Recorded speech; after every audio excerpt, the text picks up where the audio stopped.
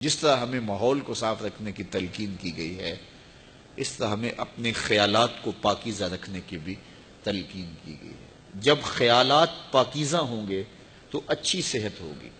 جب خیالات گندے ہوں گے، خیالات غلیظ ہوں گے، خیالات کے اندر شہوات ہوں گی، خیالات کے اندر نفرت ہوگی، بغض ہوگا، حسد ہوگا، کینہ ہوگا، تکبر ہوگا، تعلی ہوگی، سرکشی ہوگی، تمرد ہوگا، ریا ہوگی، تصنع ہوگا، بناوٹ ہوگی، یہ ساری بیماریاں ہیں جو ہم اپنے ساتھ پالے ہوئے ہیں، اور ہم سمجھتے ہیں کہ ہم فلاں سے نفرت کرتے ہیں۔ اس کو کیا فرق پڑتا ہے؟ نفرت تو تم کر رہے ہو، حسد کی جلن تمہیں سہنی پڑے گی، اس کو تو نہیں سہنی پڑے گی۔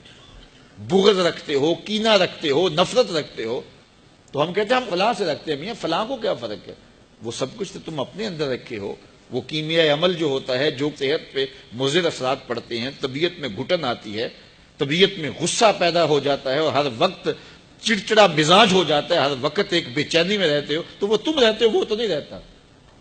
تو اس لیے وہ اپنے آپ کو صاف کریں، اپنے اندر کی آگ بجھائیں، اپنے اندر کو ٹھنڈا رکھیں، اپنے اندر کی ستھرائی کا، پاکیزگی کا، طہارت کا سامان کریں۔ ان چیزوں کا التزام اور ان چیزوں کا اہتمام کرنا، یہ ہمارے دین نے ہمیں سکھایا ہے۔ اسی طرح جب کوئی شخص برائی کرتا ہے، کوئی بھی برائی کرے، تو اس کی اثرات اس کے اوپر مرتب ہوتے ہیں۔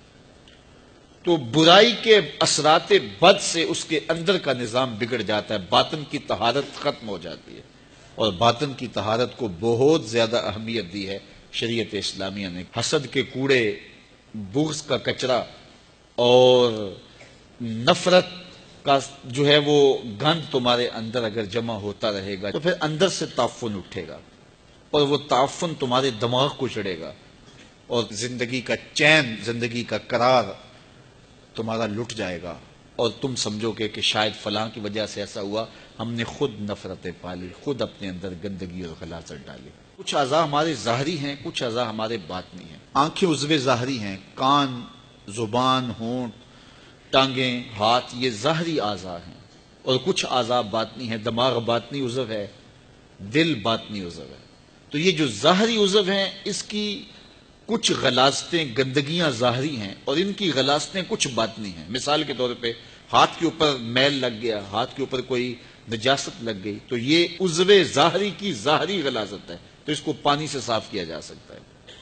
پاؤں کو چلتے چلتے کوئی گندگی غلاظت لگ گئی، تو آپ آ کے اس کو جلدی سے دھو لیں گے، یہ عضو ظاہری کی ظاہری غلاظت ہے۔ لیکن ان اعضاء کی ایک باطنی غلاظت بھی ہے۔ مثال کے طور پہ یہ ہاتھ ہے، یہ عضو ظاہری ہے، اس کی ظاہری غلاظت تو یہ تھی کہ اس کے اوپر کوئی گندگی لگ گئی، لیکن باطنی غلاظت یہ تھی کہ اس ہاتھ سے تم نے کسی سے ظلم کیا، تو یہ باطنی غلاظت لگ گئی۔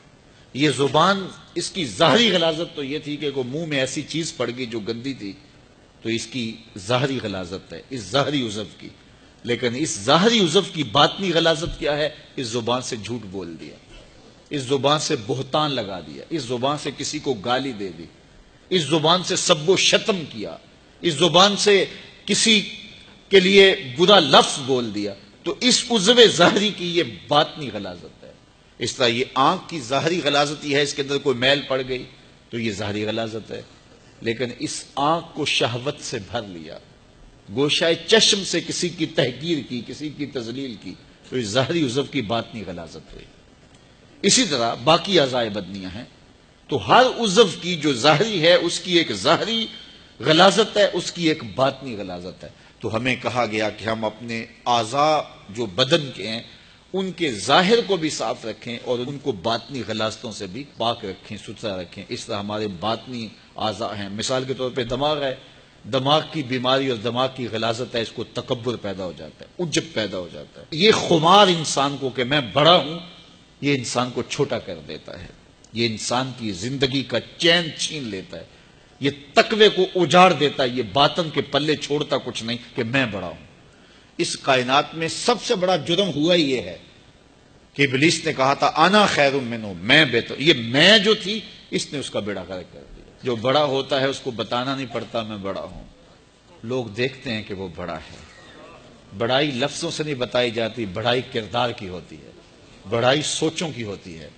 بڑا آدمی دکھائی دیتا ہے کہ یہ بڑا ہے، اس کی عادات سے پتہ چلتا ہے بڑا ہے، اس کے اطوار سے پتہ چلتا ہے بڑا، اس کے طرز زندگی سے پتہ چلتا ہے کہ وہ بڑا ہے۔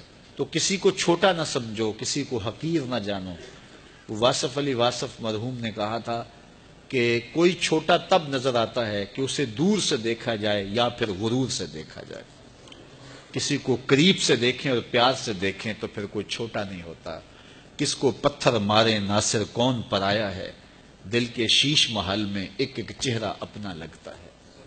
لوگوں سے پیار کرو، لوگوں سے محبت کرو، لوگوں کو قریب کرو، نفرتوں کے سوداگر نہ بنو، محبتوں کی دکان کھولو۔ جہاں تک ممکن ہو لوگوں کی خیر خواہی کرو، اور اگر لوگوں کے لیے خیر خواہی نہیں کر سکتے تو کسی کی بدخواہی بھی نہ کرو۔